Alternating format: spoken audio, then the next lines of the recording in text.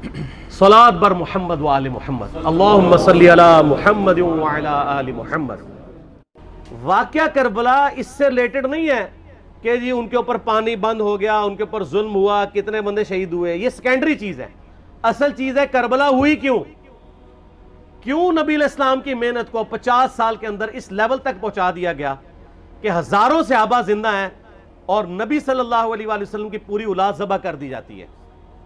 हम तो ये कह नहीं रहे कि कैसे ज़बह किया उन्होंने, आरी चलाई थी या तलवार चलाई थी, ये तो वाक़या करबला तो सबको पता है, इनकी शहादत भी सबको पता है। जामिया तिर्मिज़ी में हदीस है, हसन हुसैन जन्नती नौजवानों के सरदार हैं और इनकी वालिदा जो है वो जन्नती औरतों की सरदार हैं। और अल मुस्तदिल हाकिम में हदीस है, हसन हुसैन जन्नती नौजवानों के सरदार हैं और उनके वालिद उनसे भी बेहतर हैं। तो ये तो डेफिनेट हदीसें हैं, ये तारीख तो नहीं है, नबी इस्लाम के फरमीन है। तो इनकी मौजूदगी में इनके साथ ये कुछ किया जाए तो हम निटी ग्रिटीज में नहीं पढ़ते, हम उस थीम के ऊपर कि ये कौन सी चीज थी जिसने खिलाफत राशिदा को मलूकियत में बदल दिया, हम उस थीम के ऊपर बात करते हैं। हम कहते हैं छोड़ दें, बंदे जिंदे छोड़े, अल्टीमेटली क्या निकला है, किसकी वजह से हुआ है, वो तो हदीस की किताबों में मौजूद है।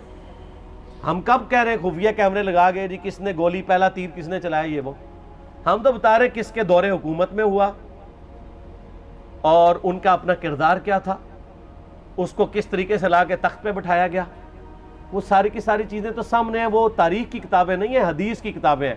अगर आप कहते हैं कि बुखारी मुस्लिम से हमने सिर्फ रफुल यदैन की हदीसें लेनी है या ईमानियात की हदीसें लेनी है और बाकी जो बुखारी और मुस्लिम में आले उमैया की बदमाशियों को नंगा किया गया है वो हमने नहीं लेनी है, तो सर फिर आप अपने आप को क्लियर कट, फिर हम आपसे वाक़या करबला नहीं डिस्कस करेंगे, हुज्जियत हदीस में बात करेंगे। आपको अपने आप को मुनकरीन हदीस कहना पड़ेगा। ये आप स्क्रूटनी कैसे करेंगे? इससे बड़ी बात मुझे ये बताएं कि अजमत सहाबा बड़ी चीज है या अजमत मुहम्मद रसूलुल्लाह सल्लल्लाहु अलैहि वसल्लम? तो बरेलवी यही तो रोना रो रहे हैं, वो कह रहे हैं कि कुरान में थोड़ी आयत है। आप फिर मुड़ मुड़ के पढ़ते हैं कुल इन्नमा अना बशरुम मिस्लुकुम, इसमें तो नबी इस्लाम की तनकीस हो रही है। तो हम उनको क्या कहते हैं कि तनकीस मकसद नहीं, नाउज़ुबिल्लाह, ना हो रही है, आप अफजलुल बशर हैं लेकिन आपकी स्पीशीज बशर है, यह हम अपना अकीदा समझते हैं, वो उसको तनकीस शुमार करते हैं। तो फिर उस वक्त आप भी बरेलवियों की बात मान के तो ये आयात पढ़ना छोड़ दिया करें। आप कहते हैं नहीं आयात है, क्यों ना बयान करें? तो हम भी कहते हैं अहादीस है, क्यों ना बयान करें कि सही बुखारी में हदीस है 2812, अम्मार को एक बागी जमात कत्ल करेगी, वो जमात दोज़ख की तरफ बुला रही होगी और अम्मार उनको अल्लाह और जन्नत की तरफ बुला रहा होगा।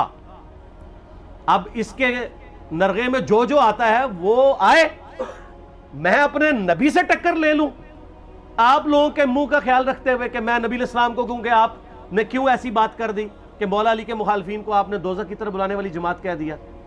तो ले आप टक्कर, जाएं सीधा दोज़ख में और थोड़ी जुर्रत करें, आप ये कहा करें कि ऐ अल्लाह, अपने लिए कहा करें कि अल्लाह ताला आपका हशर यजीद और यजीद के अबा अजदाद के साथ करे और उसकी औलाद के साथ। हम कहते हैं कि अल्लाह ताला हमारा हशर जो है वो मौला हसन हुसैन, मौला अली अलैहिमुस्सलाम अजमईन और अहले बैत के साथ करे, आमीन।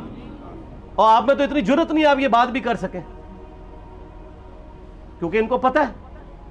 तो नबी इस्लाम की अहादीस को बयान करने को ये समझते हैं कि जी इससे मुसीबत खड़ी हो जाएगी, तो अपने आप को मुनकरीन हदीस डिक्लेयर करें, फिर हुज्जियत हदीस का मुकदमा डिस्कस होगा, फिर करबला नहीं डिस्कस होगी।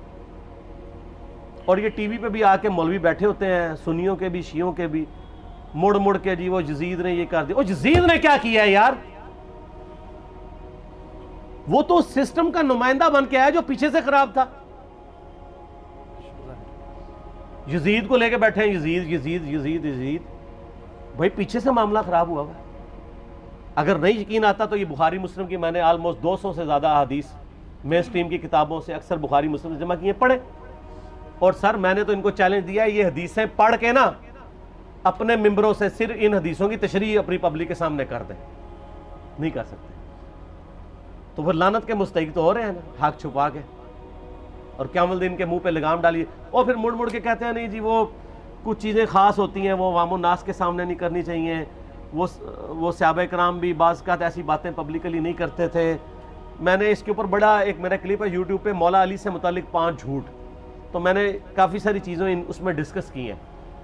लेकिन मैं ये कहता हूँ कि अल्लाह के बंदो, जो चीज़ें नबी इस्लाम ने मना की हैं बयान करने से, वो तो हम डिस्कस कर भी नहीं रहे। मैंने आज तक आपको मुनाफिकीन के नाम बताए? आपने हुज़ैफा इब्न यमान को बताए थे ना आप सल्लल्लाहु अलैहि वसल्लम ने, सही बुखारी में आता है। तो मैंने आपको बताया, आप राज़दार रसूल थे, वो खत्म होगी बात। मैंने कभी डिस्कस की है? अगरचे मैंने सही मुस्लिम की हदीस 7035 नंबर डिस्कस की है कि नबी इस्लाम ने फरमाया मेरे सहाबा में 12 मुनाफिक हैं, वो कभी भी जन्नत में दाखिल नहीं होंगे यहां तक कि सुई की नाके से ऊंट न गुजर जाए, और उनमें से 8 ऐसे हैं जिसकी कमर पे दुबैला फोड़ा निकलेगा। मैंने आज तक आपको बताया कि किस किस की कमर पे दुबैला फोड़ा निकला और उसकी मौत उसी फोड़े में हुई है, बताया? तो मैं तो वो चीजें डिस्कस भी नहीं कर रहा, मैं वो चीजें डिस्कस कर रहा हूं जो नबी इस्लाम ने अलामातुन नबुव्वा में बताई हैं। ये इमाम बुखारी हदीस नबूवत की दलील के चैप्टर में लेके आए हैं, और इमाम बैहकी ने 3500 अहदीस पर मुश्तमिल एक किताब लिखी है दलाइलुन नबुव्वा, कि हम नबी सल्लल्लाहु अलैहि वसल्लम को नबी क्यों मानते हैं, इसके ऊपर। और उसमें ये सारी हदीसें अम्मार इब्न यासिर के कत्ल वाली लेके आए हैं, बताने के लिए कि देखें हमारे नबी इस्लाम की नबूवत की दलील है कि आपने अपनी वफात के ऑलमोस्ट 30 साल के बाद होने वाले वाक़े को पहले ही बता दिया। ये हदीसें छुपाने वाली नहीं, बयान करने वाली है, अलामातुन नबुव्वा की हदीसें। आप कहते हैं छुपाएं, अगर कोई हदीस दुनिया में नहीं छुपाई जा सकती ना, तो अलामातुन नबुव्वा वाली हदीस है, क्योंकि वो तो नबी सल्लल्लाहु अलैहि वसल्लम की नबूवत को जस्टिफाई करती है। वरना मेरा एक मासूमाना सवाल है कि नबी सल्लल्लाहु अलैहि वसल्लम ने ये बातें करके इनके ज़ोम में नाऊज़ु बिल्लाह उम्मत को मुसीबत में डाल दिया। आपने खुद ही फरमाया कि ये होगा, क्यों फरमाया आपने? मैं तो बयान करके मुजरिम हूं, तो जिसने मुझे खबर दी है उनके बारे में आपका क्या ख्याल है? ये मुस्नद अहमद की हदीस ये मैंने घर बैठ के बनाई है कि मेरी बीवी का क्या हाल होगा जिस पे हौब के कुत्ते भौंकेंगे। तो सैयदा आयशा से मुझसे ज्यादा नबी इस्लाम को मोहब्बत थी, लेकिन आप अल्लाह के पैगंबर थे, आपने अपने घर की खबर भी नहीं छुपाई, बता दी कि ये होगा। और इससे बढ़ के आप सही बुखारी में देखें, अम्मार इब्न यासिर का खुतबा है। मैंने ये सारा, परेशान नहीं होना, ये रिसर्च पेपर में सारा कुछ मौजूद है, और कोई चीज़ भी ऐसी नहीं जो इसमें स्किप हो। सही बुखारी में खुतबा है कि अम्मार इब्न यासिर को मौला अली ने भेजा कूफे में। कूफे वाले न्यूट्रल हो गए थे क्योंकि बसरा से सैयदा आयशा आ रही थी, और वहाँ पे उन्होंने कहा ना हम सैयदा आयशा का साथ देंगे ना मौला अली का देंगे। तो अम्मार इब्न यासिर को तैयार करने के लिए, यानी वहाँ के जो अवाम थी इस किताल के लिए, मौला अली ने भेजा। तो सैयदना अम्मार इब्न यासिर ने वहाँ पे कूफे के मिंबर पे खुतबा दिया। बुखारी के अल्फाज हैं, ऊपर वाली सीढ़ी पे अम्मार इब्न यासिर ने हसन इब्न अली को बिठाया, हालांकि हसन इब्न अली से 4 गुना बड़ी उम्र थी अम्मार इब्न यासिर की, 90 प्लस हो चुके हुए थे, 3-4 गुना उनकी उम्र थी, लेकिन अहले बैत का एहतराम किया। खुद निचली सीढ़ी पे बैठे। बुखारी के अल्फाज हैं कि ऐ लोगों, अल्लाह ने तुम्हें आजमाया है, एक तरफ दुनिया और आखिरत में तुम्हारे नबी की बीवी है सैयदा आयशा, दुनिया और आखिरत में, यानी इज्जत अपनी जगह कायम। यहां लोग समझते हैं किसी की गलती आ गई तो पता नहीं क्या हो गया, वो यार उसका मर्तबा अपनी जगह है, गलती अपनी जगह है, पैगंबर नहीं है वो। और दूसरी तरफ अली इब्न अबी तालिब है। अल्लाह अब देखेगा तुम आयशा की इताअत करते हो या अल्लाह की, अली की नहीं अल्लाह की। क्यों? या अय्युहल्लज़ीना आमनू अतीउल्लाह व अतीउर रसूल व उलिल अम्रि मिनकुम। उनका उलुल अम्र मौला अली है, उनकी इताअत वाजिब है। ये अल्लाह ने आजमाया है कि अल्लाह की इताअत करते हो या आयशा की। और आप हैरान होंगे, ये हदीस इमाम बुखारी हजरत आयशा की फजीलत वाले चैप्टर में लेके आए हैं। अगर इमाम बुखारी मशवरा कर लेते ना नासबियों से, तो इन्होंने कहा था सर आखिरी सही रखो, पिछले वाला रहने दो, बल्कि पिछले वाला रखो, आखिरी वाला रहने दो, कि आयशा दुनिया और आखिरत में। वो हदीस घटने का मैं आपको तरीका बताता हूँ, काट छांट करने का। वो आधी हदीसें लिखते हैं ना, आधी हदीस ऐसे लिखते हैं इमाम बुखारी कि सैयदा अम्मार इब्न यासिर ने खुतबे के दौरान फरमाया कि सैयदा आयशा दुनिया और आखिरत में तुम्हारे नबी की बीवी हैं, बस। लेकिन इमाम बुखारी ने पूरी हदीस ली है, आगे वो भी डाला है कि अल्लाह आज़मा रहा है कि आयशा की इताअत करते हो या अल्लाह की, जैसे आपके उलमा कर रहे हैं। सही मुस्लिम की हदीस 6488 आदि बयान करते हैं सारे मौलवी, बरेलवी, देवबंदी, अहले हदीस सब।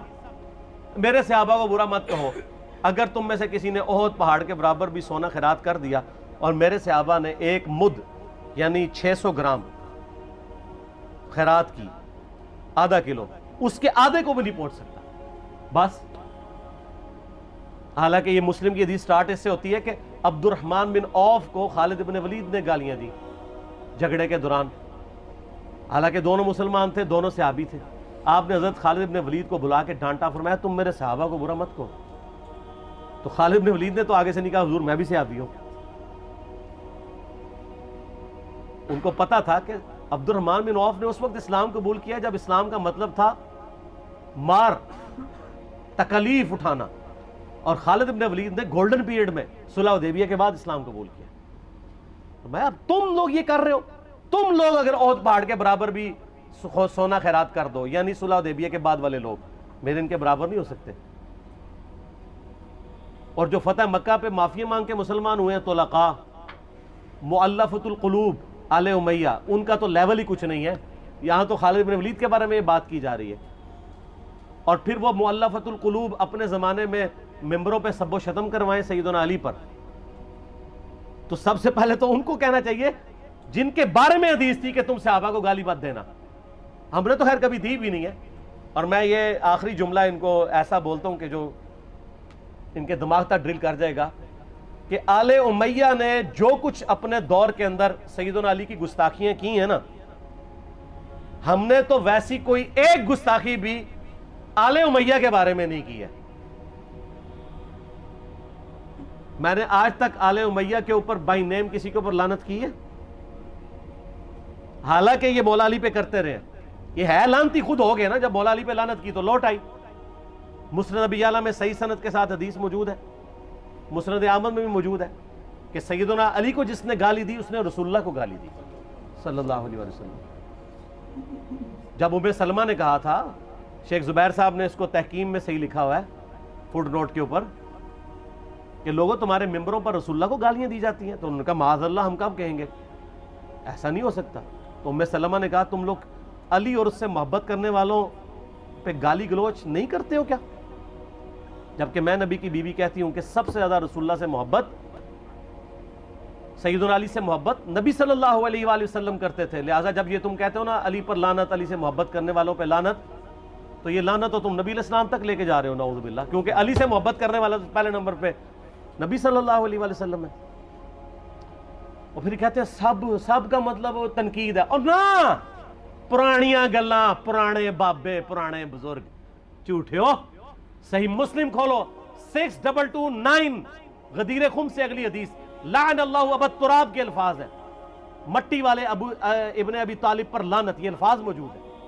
सबका तर्जुमा लानत ही है, तनकीद नहीं है। अच्छा, फिर मेरा मासूमाना सवाल है कि इसका मतलब है सहाबा पे तनकीद करना अच्छा काम है? कहेंगे नहीं। तो बताओ ये बुरा काम कौन करता था? शिया का अब्बा कौन है? राफजियों का अब्बा कौन है? आले उमैया। तो लिहाजा शिया नू मैं कहना कि